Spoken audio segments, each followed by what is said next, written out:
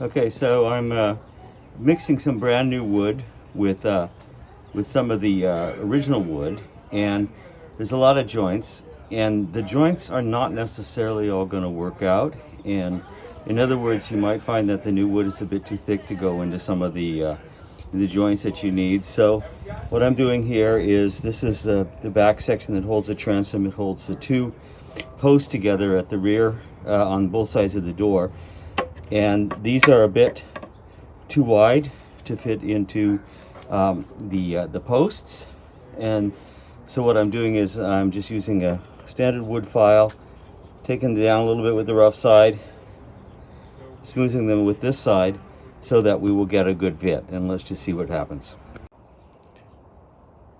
And now with careful measuring, found out that these tongues here are a bit too long, and gives a lot of distance between here and those rear panels, and so those the rear posts. And so I've carefully measured, and I'm going to take some off here and then fit them so that they're snug, but I don't have a big gap between here and my rear posts.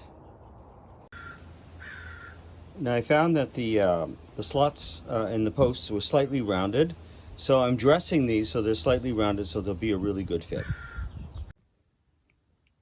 Okay, so after dressing the backs and everything, rounding them, there's our fit. I think that's pretty much what we want to see here.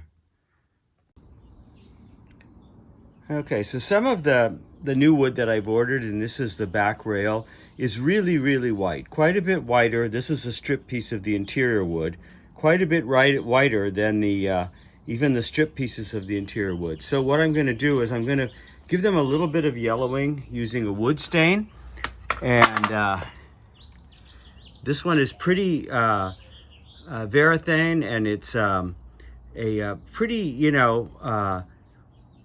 subtle, but it will darken it up a little bit before I put the stain on it, and won't look so white. I experimented with some of the raw wood, and it was just too white. It looks a bit shocking, so I'm gonna yellow it up just a little bit with this before I get into the varnishing.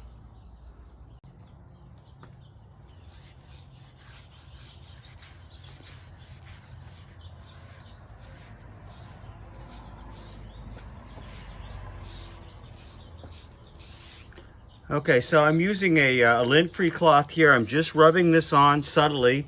You can see the original, it almost looks gray. I'm just giving it a little bit more yellow, so when I varnish it, it will match a little bit better the other wood on the car. And I think this will work out fine.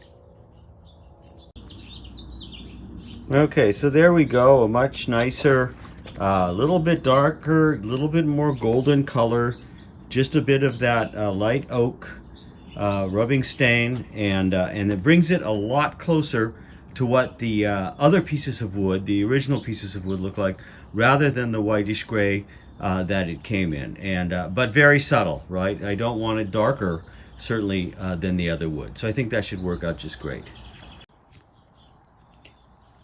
So this is the back arch piece at the end of the roof, and it again is very, very white, and I want it to match the rear pillars, and I want it to match this bottom section here.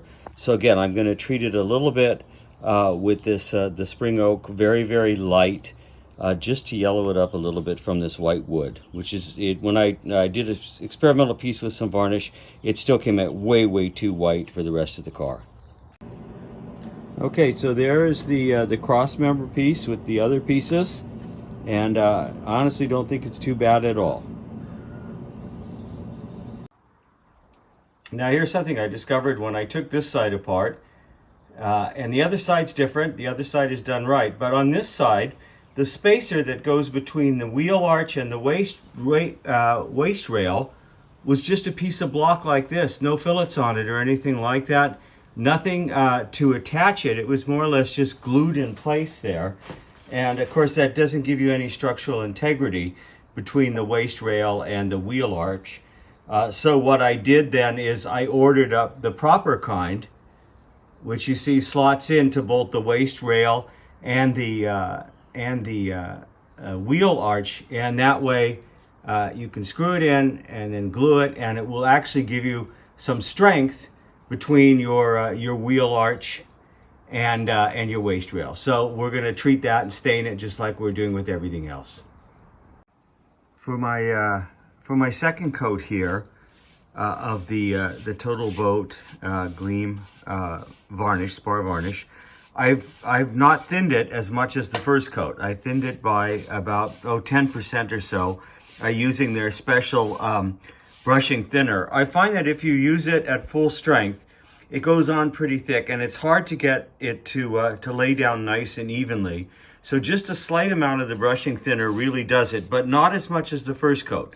The first coat was pretty thin because I really wanted to get in the pores. Now I'm trying to build it up so I can get a nice smooth finish. And you can see now, you know, the first coat did the darkening and gave it that nice honey color, which is what I want to get. And the second coat is not really darkening it that much. It's just going to start building up the gloss and building up a nice smooth surface. And of course I sanded this quite a bit, and I'm hoping I'm going to have a nice smooth surface. And you can see the difference then between where I put it on and where I haven't. It doesn't really darken it that much in the subsequent coat, but it gives us a much nicer, richer, fuller golden finish.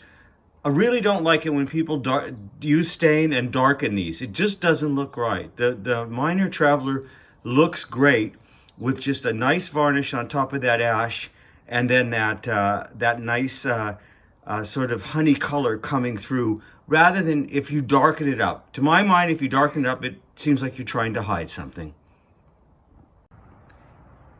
Okay, so this is the side that I left together, and I've got it laying on its side on top of some tarp here, so I can get the varnish to settle down and self-level into the grain here. And you can see again that putting the varnish on doesn't really darken it that much, but it should start filling in the grain and then bringing up some of the nice gloss on it, and that's what we're doing right now. Okay, I'm putting down the my third coat here of the Gleam varnish, and it's coming up pretty nice. I'm thinning it just a little tiny bit to get it to flow out nicely. When I do the corners, I always run it over the corner after I get done so that I don't get globs on either side. But right now, it's finishing up pretty nicely. And again, we will do a little sanding at the final coat to really get the high gloss. And but I'm pretty happy with the way this is working out so far.